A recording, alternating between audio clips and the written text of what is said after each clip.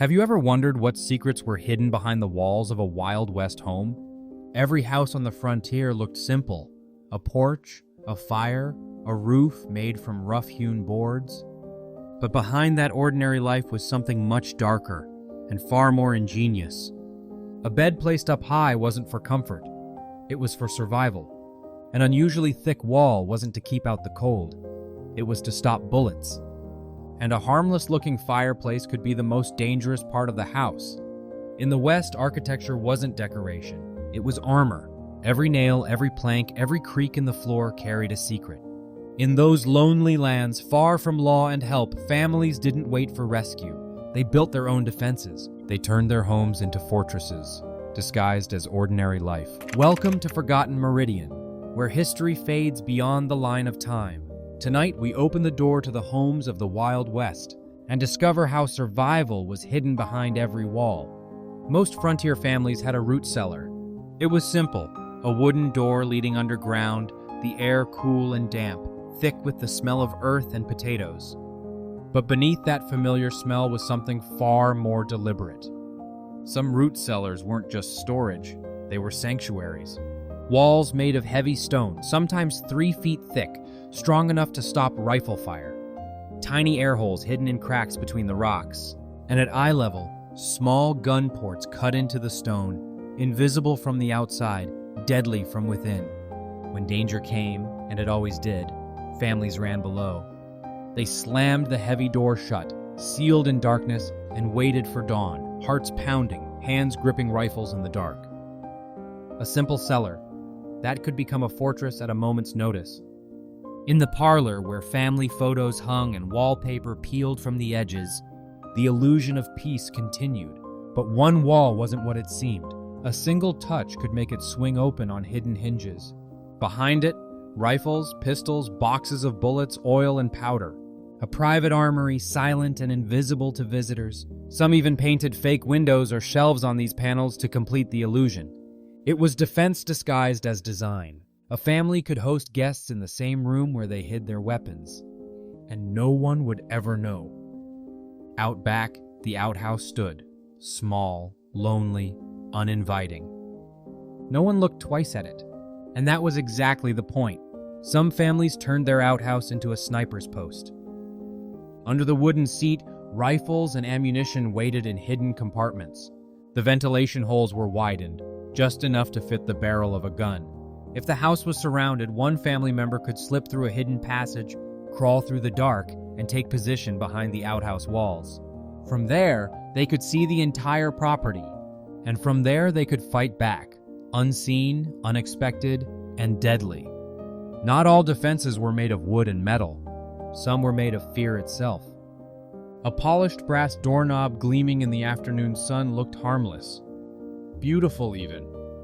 But its shine could be death. Families learned to extract poisons from desert plants, invisible, odorless, quick. They'd coat their doorknobs in a thin layer of it. The intruder would never notice, until his body began to fail. Sometimes minutes later, sometimes hours. The cruel part? The homeowners were just as much in danger.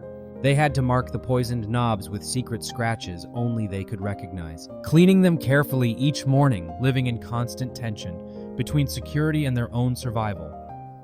The staircase was no longer just a way up. It was a weapon waiting to be released. Many two-story homes had staircases held in place by wooden pins. One pull, and the entire structure would collapse, crashing into the floor below with the sound of thunder. For the family upstairs, that sound meant safety. The enemy was trapped beneath the rubble, while those above reloaded their rifles, the floor beneath them trembling, the smoke from the lamps flickering like ghosts. Some staircases even hid secret compartments inside the steps, each one hollow, storing bullets, bread, or bandages. In the West, you didn't decorate your home. You armed it. Even the floorboards held secrets. Every creak wasn't just a sound of all, it was a warning or a reminder. Beneath them, families built hidden caches, small storage spaces filled with the essentials, ammo, dried food, medicine, sometimes even gold coins. Each child in the house was taught where the caches were and how to reach them in total darkness. If fire came, or raiders, they could retrieve everything they needed to start over. Some hid maps, others hid goodbye letters to those who'd never return. A house was more than wood and nails, it was a living plan for survival. At night, when the wind howled through the cracks and the fire burned low, families would gather around the hearth. The fire was comfort, warmth, home, but sometimes that warmth hid a secret. Beneath certain fireplaces, a pit of flame could be revealed, just by pulling a hidden lever. The heavy iron grate would slide away, and anyone standing nearby would fall into the glowing embers below. It was a trap, designed not from cruelty, but from desperation, because in the frontier there was no mercy for those who hesitated. And upstairs, the beds, where children dreamed of safety, could also become escape hatches to another world. Many were built on raised platforms with trapdoors hidden beneath. At the pull of a handle, the floor would open, leading to a narrow tunnel dug deep into the ground. Some tunnels stretched hundreds of yards, reaching barns, wells, or even neighboring homes.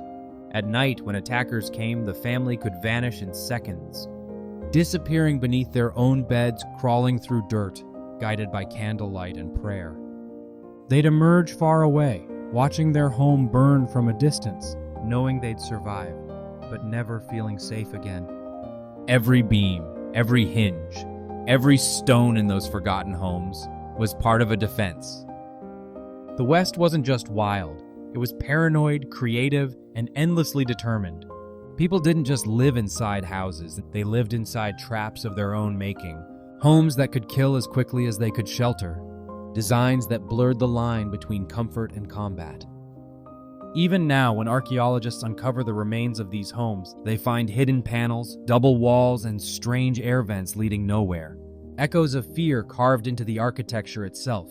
And long after the people have turned to dust, their defenses remain. Silent, waiting, as if they're still guarding something. You've been watching Forgotten Meridian, where history fades beyond the line of time. Subscribe and step with us into the stories that the world tried to bury, but the walls remembered.